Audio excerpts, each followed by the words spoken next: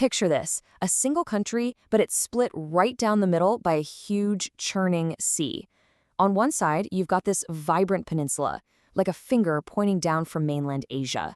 And then, way across the water, you have this wild, ancient island frontier that just whispers stories of the deep jungle. Now, this isn't some fantasy novel, this is Malaysia, a nation of two halves, separated by water, but tied together by a shared and, often pretty complicated, destiny. And that divide, it's not just something you see on a map, it's right at the heart of what it means to be Malaysian. It really makes you wonder, doesn't it? How do you weave one single story for a nation when you have two very different lands, each with its own rhythm, its own history, its own vibe? Well, that's the journey we're going to take today. Okay, so first things first, let's get our bearings. Over here on the west, you've got Peninsular Malaysia, which shares a border with Thailand up north. Then you have to jump across about 600 kilometers of the South China Sea, and you land in East Malaysia. Now, this isn't its own separate island. It's actually the northern chunk of the gigantic island of Borneo, which it shares with Indonesia and the little nation of Brunei. So two very distinct places, all part of one country.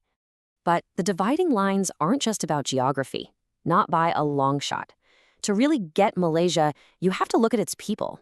This place isn't just a nation, it's this incredible human mosaic, a real melting pot where all these different worlds have collided and mixed together to create a single and sometimes challenging identity.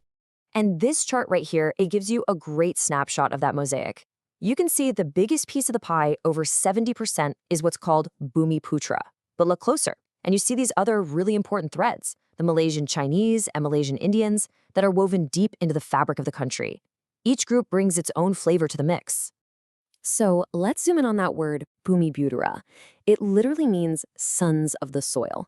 Think of it as a big umbrella term. It covers not just the ethnic Malays, but also dozens of different indigenous groups that live all across the peninsula and Borneo. And trust me, understanding this one concept is absolutely key to unlocking how Malaysian society and politics work. Now, as you can see from this timeline, this cultural mix didn't just happen by accident. I mean, go way back 2,000 years, and you've got the first Indian and Chinese traders showing up. Fast forward to the 15th century, and the Malacca Sultanate becomes this massive global trade hub. Then, in the 19th century, the British come along and bring in huge numbers of Chinese and Indian workers for the tin mines and rubber plantations. All of this history leads up to that critical year 1963, when the modern nation of Malaysia is finally born, bringing the peninsula and the Borneo states together. So, just like the people of Malaysia are incredibly diverse, so is the lands they live on. The contrast between the two halves of this country is literally carved into the landscape. We're talking about two completely different worlds, ecologically speaking, that just happen to exist inside the borders of one nation. So on one hand, in the west, you have Peninsular Malaysia. It's got the Titiwangsa Mountains running down its center like a backbone, and all along the coast you'll find busy cities and major economic centers. But then, you cross the sea to East Malaysia on Borneo, and wow, it's like stepping onto another planet. Here you have these ancient rainforests stretching out as far as the eye can see, just packed with a level of biodiversity that will blow your mind. All of it overlooked by the incredible Mount Kinabalu, the highest peak in Southeast Asia. And to put all that natural wealth into perspective, just think about this. Malaysia is one of only 17 mega-diverse countries on the entire planet. That means this one nation is home to roughly 20% of all known animal species on Earth. Just let that sink in for a second. A fifth of the world's animal life is right here.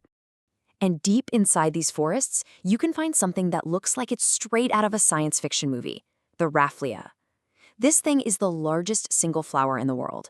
It's a parasitic wonder that can grow up to a meter across. It is a truly spectacular, almost alien-looking sight, and a perfect symbol of the wild and sometimes just wonderfully weird beauty you find in Malaysia. But there's a darker, more urgent side to this story. This fragile paradise is under attack. For decades, relentless logging and clearing of land for farms, especially for massive palm oil plantations, has taken a huge toll. It's that classic heartbreaking struggle, right? The pressure for economic growth versus the desperate need to protect the environment.